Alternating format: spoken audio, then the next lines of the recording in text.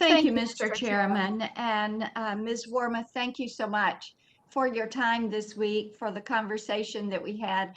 And I am going to come right along with what Senator Rosen was talking about with having people there in the Army with these skill sets that are specific to technology, STEM, and cyber.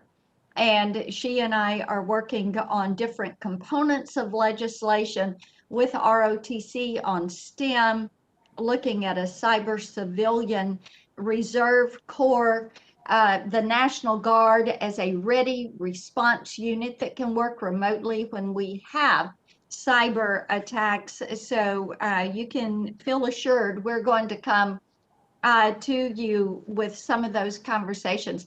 Let me, I want to go back to something that we discussed, and that is Afghanistan and our conversation around Afghanistan. We had talked about a quote that you had given in March when you were reflecting on your time with the Obama administration. And I'm quoting you now, and I want your response to this. We persuaded the president to keep troop levels steady in Afghanistan, something that we felt was required from a national security perspective. Successfully persuading him to change his mind was a really big deal. So I understand from our conversation that you're comfortable with the current president's decision to withdraw troops this September because we've achieved what we set out to do. Your comment. So elaborate on that view that you have. And then as the voice of the Army within the Biden administration, would you speak truth to power when it comes to really assessing this situation as it has evolved on the ground and making certain that we do not lose the ability to support the Afghani army and the Afghan people in protecting themselves against these terrorist groups? Thank you, Senator Blackburn, and thank you for the conversation that we had earlier. I am comfortable with the administration's decision to withdraw our troops, our military troops from Afghanistan this coming September. I believe that we have achieved our objective of halting Afghanistan from being used as a launch pad to attack the United States. I think the members of our military, and certainly our Army soldiers in particular, can be very proud of what they have done in Afghanistan. But I think at this time, we owe it to those soldiers and their families to conclude that it's time now to move to other future challenges.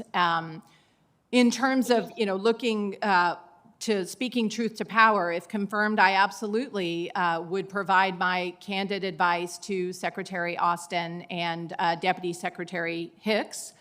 As Secretary of the Army, I don't think I'll be weighing in on the policy discussions, but I certainly know from previous experience that U.S. Central Command will be looking very carefully at how it can best monitor the situation in Afghanistan in terms of future terrorist threats. And certainly we will be continuing to provide assistance to the Afghan security forces from a financial perspective so that they can continue to work to defend themselves. When it comes to our departure from Afghanistan, we're going to leave a void, and China is going to try to step into that void. So how do you assess China's impact on Afghanistan and looking at it through the lens of our departure? Well, Senator Blackburn, my own sense is that to a certain degree, first I should say China, I think at various points has tried to be helpful over the years in terms of working on the challenges in Afghanistan. But they also have been, something of a free rider in the sense that, they've been happy to have the United States of America and our military providing stability there.